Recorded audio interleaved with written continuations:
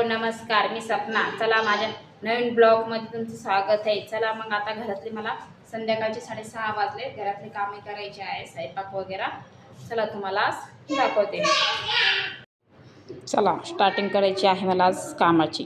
स्टार्टिंगला म्हटलं चला आता भांडे घासलेले जाळीतले ते भांडे लावून देते. जाळीत भांडे होते ते लावून देते.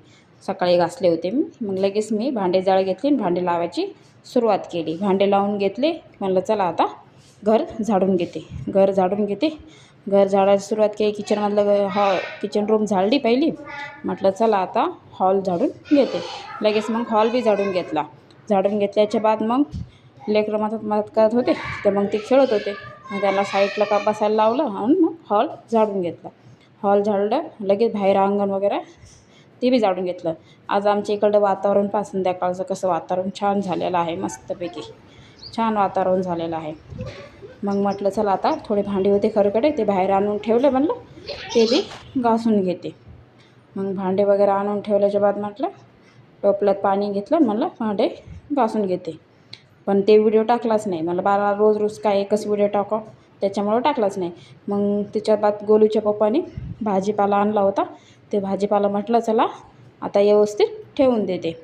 मग नंतर ते कांदे वगैरे सगळे निवडून घेतले आणि जाळीमध्ये व्यवस्थित ठेवून दिले. टमाटे वगैरे सगळं, कोथिंबीर मिरच्या वगैरे सगळं व्यवस्थित चांगले भरून घेतले कटोऱ्यामध्ये.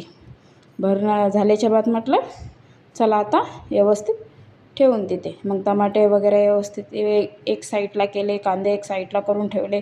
लसूण वगैरे सगळं एक साईडला करून ठेवला.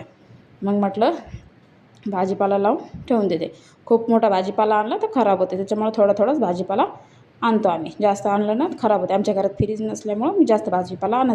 छानपैकी मग टोपल्यामध्ये भरून ठेवले कांदे बटाटे वगैरे छानपैकी. मग किचन वाट्याखाली मस्त ते टोपले छान लावून दिले. म्हटलं चला किचन वाट्याखाली आता टोपले वगैरे सगळे ठेवून दिले आहे. म्हटलं चला आता भाजीची तयारी करत आहे. गोबी साफ करून घेते. गोबी वांगे बटाट्याची भाजी मिक्स करायची होती मला. मग गोबी वगैरे साफ करून घेतली आणि लगेच मग इकडं वांगे बी काढले 2-3 ते बी कापून घेतले. 2 बटाटे बी कापून घेतले मी चांगले.